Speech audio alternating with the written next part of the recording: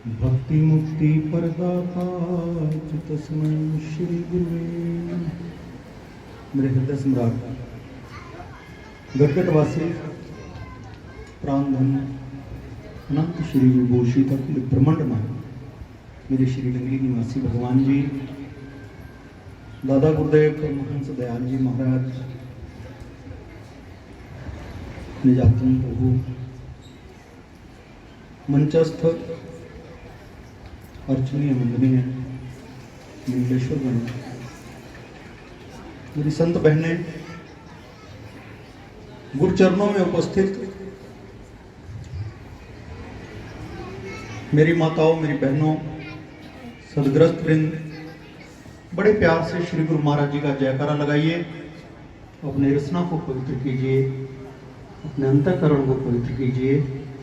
बोलिए जयकारा बोल मेरे श्री गुरु महाराज की। मेरी कोई बात अच्छी लगे, श्री गुरु महाराज जी का जयकारा लगाना। लगभग 3 घंटे से भजन कीर्तन संकीर्तन ये चल रहा है और गोयल साहब रिक्वेस्ट करूंगा एक आपसे, इसका नाम भजन संध्या रख दो। 3 घंटे तो भजन सुने हैं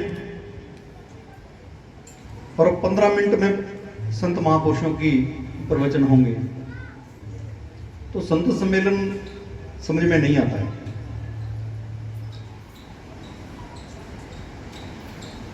तुम्हारी चश्मे कर्म हो तो काम हो जाए। मैं कोई लंबी चौड़ी बात कहने वाला नहीं हूं, थोड़ी को ज्यादा समझ लेना, समय का अभाव है और 2 मिनट की बात है।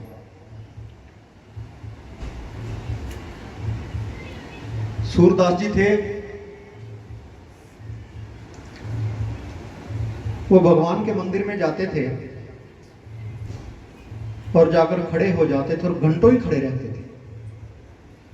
संगत आती थी दर्शन करने, कोई इधर से कोहनी मारता था, कोई कुर्ता खींचता था, भाई इधर हो जा इधर हो जा।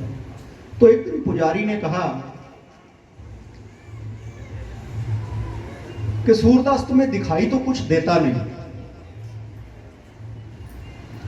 और तुम यहां घंटों खड़े रहते हो आके, लोग तुम्हें परेशान भी करते हैं। तो सूरदास जी ने जो जवाब दिया, हमारे लिए उतना बहुत है अगर समझ में आ जाए। सूरदास जी ने कहा कि मुझे दिखाई नहीं देता, लेकिन मैं जिसके सामने खड़ा हूं उसके तो करोड़ों करोड़ों नेत्र हैं, वो तो मुझे देखता है। मैं उसके सामने खड़ा होता हूं, वो मुझे देखता है कि मेरी हाजिरी लग गई। इतना ही काम कर लें प्रतिदिन कि वो जो एक नित्य नेम है हमारा, हम श्री सतगुरुदेव, कोई भी आश्रम नजदीक हो, नंगली निवासी भगवान तो हर जगह पर विराजमान है, वो कहां नहीं है, हर जगह पर मौजूद है। वो जो भी आश्रम नजदीक हो और आपने नाम शब्द लिया है किसी भी संत महापुरुष से, अब वहां जाइए और जाकर अपनी हाजिरी लगा दीजिए, वो देखता है। तुम्हारी चश्मे कर्म हो तो काम हो जाए, अदा से देख लो तो किस्सा तमाम हो जाए। इसी उम्मीद में करता हूं मैं तेरे दर पर सजदा, न जाने कौन से सजदे में काम हो जाए। पसंद नहीं आया? आपने केवल सजदा करना है, आपने उसके सामने खड़ा होना है और जिस उपलक्ष्य में आप लोग यहां पर एकत्रित हैं, गोयल जी ने आपको निमंत्रण दिया है, वो सब्जेक्ट है दादा गुरु महाराज जी की छठी का। ये एक भाव है, महापुरुष कहां छठी मनाते हैं, ये तो हम लोगों की कहानियां हैं, ये तो हम लोगों के किस्से हैं। कि हम उनकी छठी मनाकर आनंद ले रहे हैं, एक प्रेम भाव पैदा कर रहे हैं अपने में भी और दूसरों में भी। वरना जिनकी बात हो रही है और जिनकी छठी मनाई जा रही है, वो तो इन चीजों से कोसों दूर थे, कोसों। मुझे तो उनके वो जो ग्रंथ है सच्चिदानंद प्रकाश, उसका पहला ही इरशाद याद आता है कि भूरे सिंह, मैं तो नाम और रूप को खत्म करने के लिए, मिटाने के लिए आया था, और तुम फिर वही काम करने जा रहे हो। अब तुम लिखोगे, वो किताब बनेगी, लोग पढ़ेंगे। मैं किसी मंदिर मस्जिद दीवारों में रहने वाला नहीं, मैं कहां नहीं हूं, मैं हर जगह पर हूं। दादा गुरु महाराज जी की बात है। और श्री गुरु महाराज जी ने प्रेम के रंग में आगे भक्तों को रंगा। दादा गुरु महाराज तो पूरे द्वैतवादी थे, पूरे वेदांती थे, और उन्होंने तो एक वस्त्र तक भी धारण नहीं किया। दो घर छोड़े, संपत्ति छोड़ी, जंगलों में तपस्या की, निर्वस्त्र, दिगंबर। वो कहां इन चक्रों में पड़ते थे। वो तो भला हो आनंदपुरी जी महाराज का, जयपुर वालों का, जिन्होंने एक वस्त्र दे दिया कि महाराज इसे धारण कर लो। यहां तो बच्चे भी आते हैं, लड़कियां भी आती हैं, औरतें भी आती हैं, तो समाज की एक मर्यादा है, तो आप इसे धारण कर लो। तो उनके कहने पे उन्होंने एक चद्दर लपेट ली, वरना उन्होंने क्या लेना देना इस संसार से। ऐसा कोई उनका भाव नहीं था कि संसार को मैं कोई उपदेश करूं। लेकिन वो जो ऊपर वाली सत्ता है, वो जो ब्रह्म सत्य, जगत मिथ्या, जिसका उन्होंने प्रचार किया सारी उम्र, कि वो एक ही सत्ता है और वो सामने भासती है। तरह तरह के चेहरे, तरह तरह के जितने भी आडंबर हैं, जितना भी दिखाई देता है, वो कहां इनमें फंसे, निकल गए। और वो एक ऐसा आदर्श थे कि अगर उनके उस जीवन को पढ़ा जाए तो दिल करता है कि छोड़ छाड़ के सारा निकल जाओ, कुछ भी नहीं रखा है कहीं भी। यही तो है माया। माया का अर्थ ही किसी संत महापुरुष ने बड़ा प्यारा बताया कि मां का मतलब है जो प्रतीत हो, और या का मतलब है जो होती नहीं। जो प्रतीत तो होती है लेकिन है नहीं, उसी में ही सारा ये उलझा हुआ है संसार। सारी सृष्टि को उसमें उलझा दिया है उस माया ने। मैं अरु मोर तोर तय माया, मैं मेरा और तू तेरा के चक्कर में सारी दुनिया उलझ गई। दैवी ऐसा गुणमय मम माया दुर्तया। भगवान कृष्ण की ये वाणी, ये ऐसी दुष्कर, ऐसी दुस्तर, ऐसी कठिन मेरी ये माया के जिसको कोई पार नहीं पा सकता, इसका ऐसी ये दैवी माया है, त्रिगुणमय माया है, कौन पार पा सका इसका। अर्जुन ने कहा कि प्रभु अगर ऐसी ही दुष्कर है तो फिर प्रभु एक बात बताओ कि जीवों का क्या होगा, संसार का क्या होगा। ये तो इस माया का उल्लंघन कर ही नहीं पाएंगे। तो भगवान ने कहा नहीं, ऐसी कोई बात नहीं है, पार पा सकते हैं, उल्लंघन कर सकते हैं मेरी माया का, लेकिन वो लोग जो हर पल मुझे याद रखें, श्वास श्वास में जो एक पल के लिए भी मुझे भूले ना। और अर्जुन को समर भूमि में खड़े होकर उन्होंने कहा कि युद्ध भी कर और मुझे याद भी रख, युद्ध भी कर और मेरा भी स्मरण तेरा चलता रहे, और तेरी जीत निश्चित है।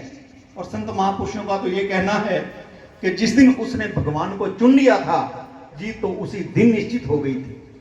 तो जब हम भगवान को चुन लेते हैं तो जीत तो हमारी उसी दिन निश्चित हो जाती है। मोक्ष और मुक्ति तो उसी दिन हमारी निश्चित हो जाती है जब हम भगवान को चुन लेते हैं, हम भगवान को समर्पण कर देते हैं, प्रभु के चरणों में चले जाते हैं।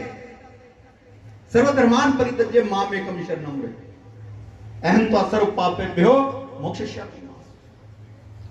भगवान का ये वाक है। और श्री गुरु महाराज श्री नंगली निवासी भगवान ने भी यही बात कही है कि तुम अपनी बाजू मेरे हाथ में पकड़ा दो, मैं तुम्हें भव सागर से पार कर दूंगा। तो कितने लोगों ने पकड़ाई बाजू, जिन्होंने पकड़ा दी वो पार हो गए, वो मुक्त हो गए।